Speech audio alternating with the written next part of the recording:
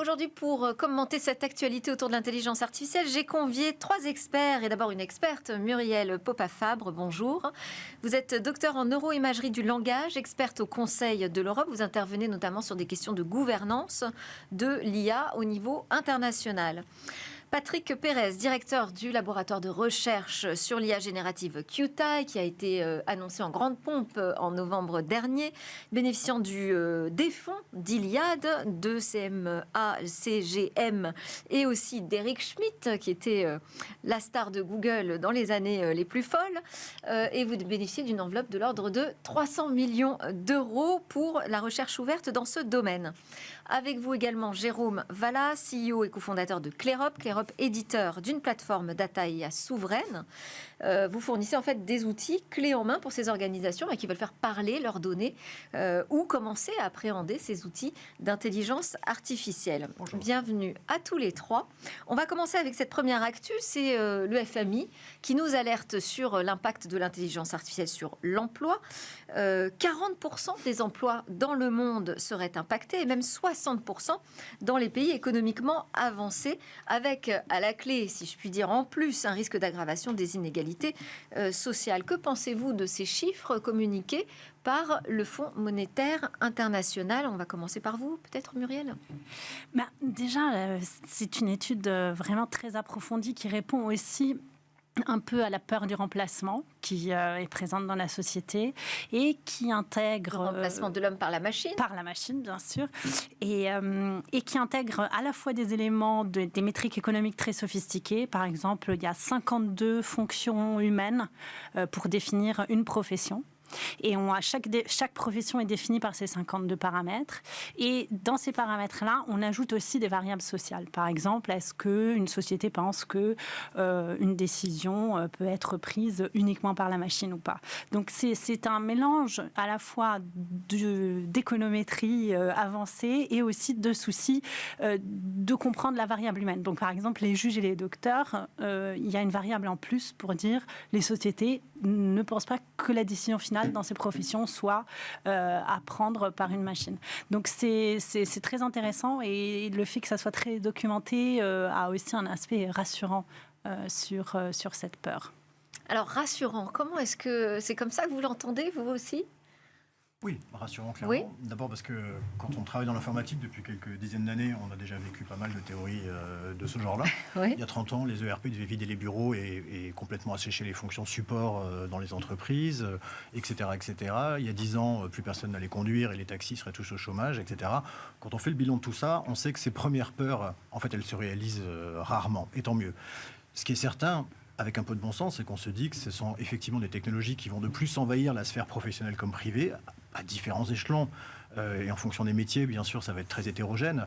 Mais il faut le prendre comme des assistances, comme des vraies évolutions des pratiques de chacun des métiers, et non pas forcément comme quelque chose qui va venir à ce point nous mettre tous au chômage. Je n'y crois pas du tout. Et sur cette accentuation des inégalités sociales, sur le fait que finalement les emplois les plus touchés seront ceux qui seront les moins complémentaires des intelligences artificielles, et que l'écart va davantage se creuser en termes de rémunération aussi, c'est intéressant d'avoir aussi cet indicateur, peut-être pour s'y préparer, pour apporter de nouvelles réponses aussi en termes de politique publique. Alors sans doute, il y a une autre chose qui me frappe néanmoins, c'est que par rapport aux peurs précédentes de remplacement ou d'impact sur les métiers liés à l'automatisation, à la robotisation, peut-être qu'une chose qu'on peut dire, c'est que pour la première fois, ça semble aussi toucher des métiers plus intellectuels, un autre type d'expertise. Et je pense que ça explique aussi une partie des frayeurs. Il est clair, en particulier dans le monde de l'entreprise, que beaucoup de fonctions support de fait, où il y a beaucoup de connaissances et de gestion de documentaires, etc., vont être très impactées. Je pense de façon plutôt positive, à vrai dire. Ça va démultiplier, ça va assister, ça va augmenter l'efficience, voire permettre de faire des choses qu'on ne sait pas faire à l'heure actuelle, mais au prix de formation. Il va y avoir de nouveaux métiers qui vont émerger, en tout cas de nouvelles compétences qui vont être nécessaires pour maîtriser ces outils. Donc il va y avoir effectivement de la mise à jour. C'est ça, il faut que toute la société, les politiques aussi s'adaptent.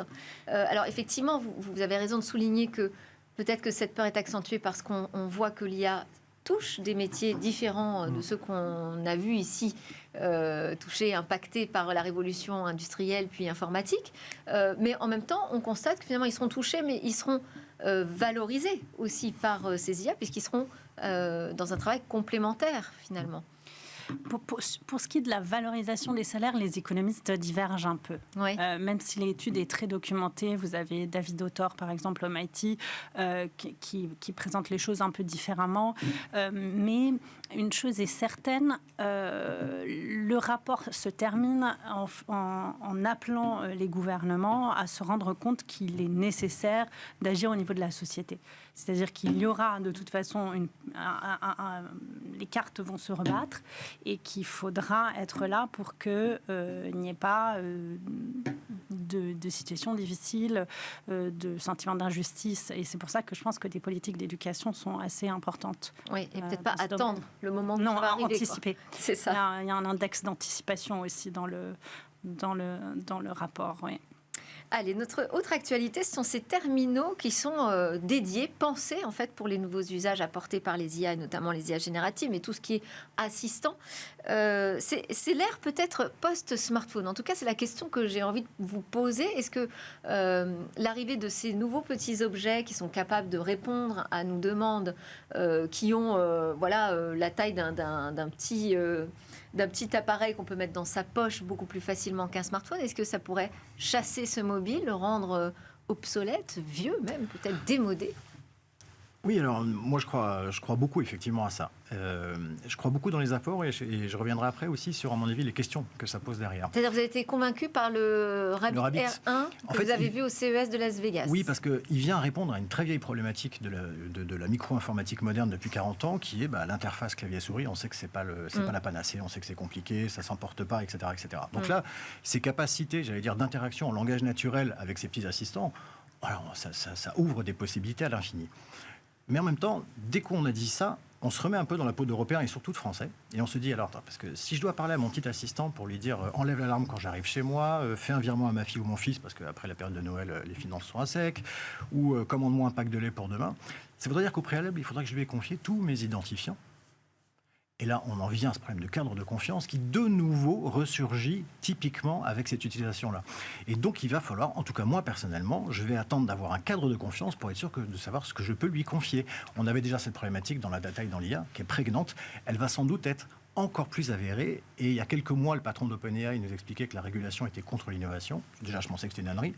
Mais là, je me dis que c'est exactement le contraire. Il nous faudra de la régulation pour que ces innovations puissent prendre leur place.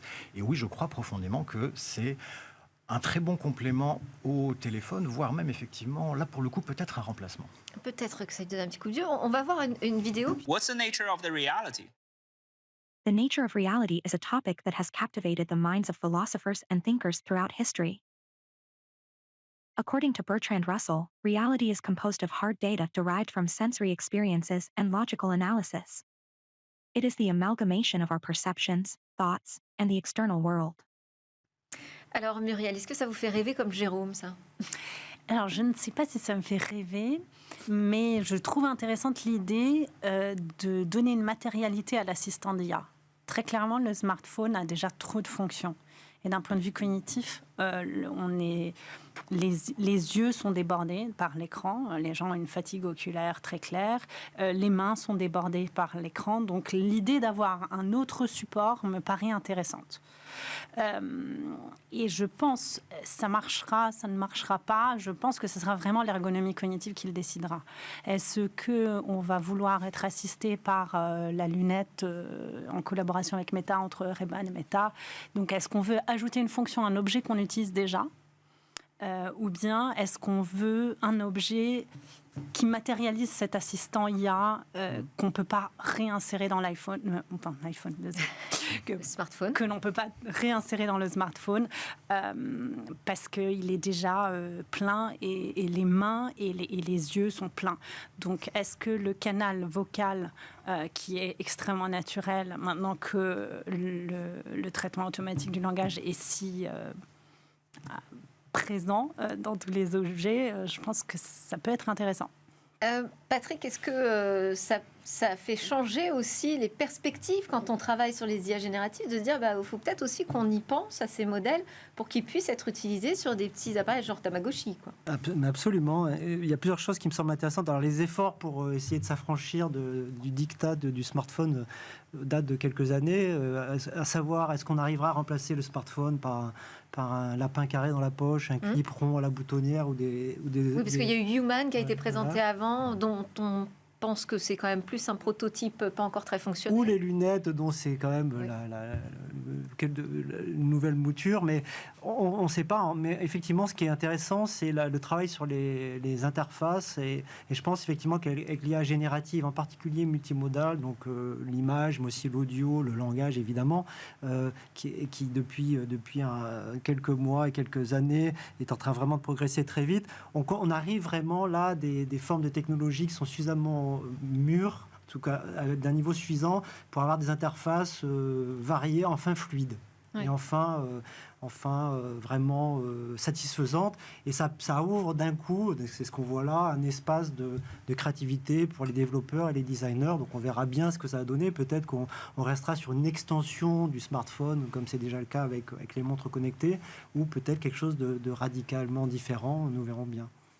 Donc les deux, la recherche en IA générative et puis le développement de nouveaux produits vont avancer finalement un peu côte à côte. Vous allez vous surveiller ensemble. Bon, alors on passe à d'autres actualités. Ce sont ces robots qui seraient mieux à même de capter nos émotions grâce à l'intelligence artificielle. Là aussi, c'est au CES de Las Vegas où on a vu des démonstrations, par exemple, de Bolly, le compagnon de Samsung. On avait aussi Miroki de la famille Mirokai, développé par le français Enchanted Tools. Est-ce que, selon vous, ça, c'est une bonne nouvelle, en fait, de se servir des IA pour capter nos émotions? Muriel? Alors, bonne idée, je ne sais pas. Il faudrait que ça marche bien. Ah, vous êtes encore sceptique là-dessus. Oui. Je pense que d'autres invités le sont. Les systèmes sont encore un peu simplistes. Voilà. Et l'autre chose, et je reviens un peu à la question de Rabbit R1 et du PIN au Manet. La question, pour moi, est aussi le support, c'est-à-dire visuellement, qu'est-ce qui est en train d'analyser mes émotions? Est-ce qu'un petit animal cute, un peu japonisant, peut le faire? Est-ce que je m'en remets à une boule qui me sert de domotique avancée à la maison? Je pense qu'il y aura vraiment quelque chose de profond sur cette question des émotions dans l'acceptation des personnes et aussi peut-être une réflexion de société de se demander, voilà, une fois que ça marchera, si ça marche bien, est-ce que l'émotion est quelque chose, voilà, dans la proposition de réglementation européenne sur l'IA, l'émotion est clairement quelque chose qui est, la détection de l'émotion est quelque chose qui n'a pas sa place dans toute la société. Donc je pense qu'il y aura aussi une question de débat. Alors, c'est-à-dire dans toute la société, parce que là, sont surtout des usages. Non. Oui, là, c'est plutôt des usages plutôt à la maison. À la maison ou aussi pour les hôpitaux. En l'occurrence, je pense à Enchanted Tools.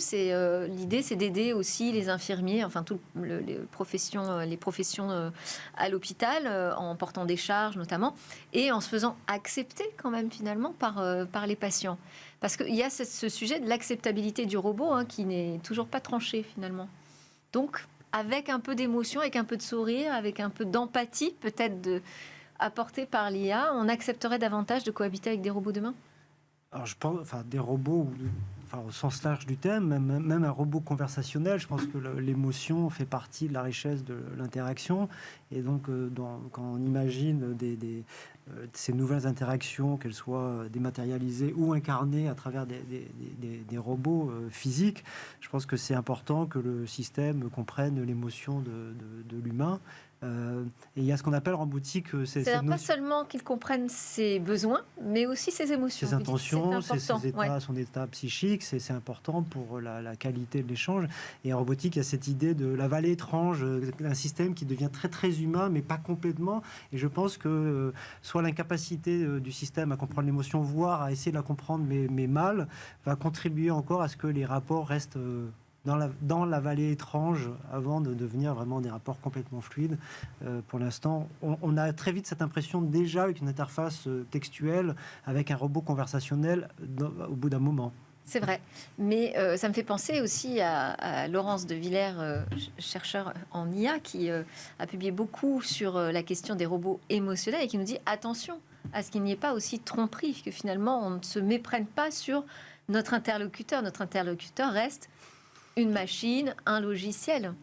Oui, ça, je pense on voit quels peuvent être les usages, notamment effectivement dans le domaine de la santé, le domaine des soins aux patients. On comprend qu'effectivement, dans la communication, il y a de l'explicite et de l'implicite, que quelque part, d'intégrer un peu d'émotionnel dans la communication va aider à la compréhension. Mais on peut se faire peur, là, pour le coup, très très vite aussi sur les usages quand même de ce genre de techno. Donc, je ne dois pas passer pour le gendarme à chaque fois, mais on régule, au secours, par pitié. Avant même d'innover et de commencer à inonder le marché et de réguler après, ce qu'on a plutôt tendance à faire, là, il faut vraiment se poser la question avant. Je pense qu'on est sur des débats qui sont presque de l'ordre de ceux qu'on a connus sur la biogénétique, etc. Il y a urgence, là aussi, à avoir véritablement un consensus européen en la matière. Voir au-delà des frontières de l'Europe. Hein. Là, on peut rêver.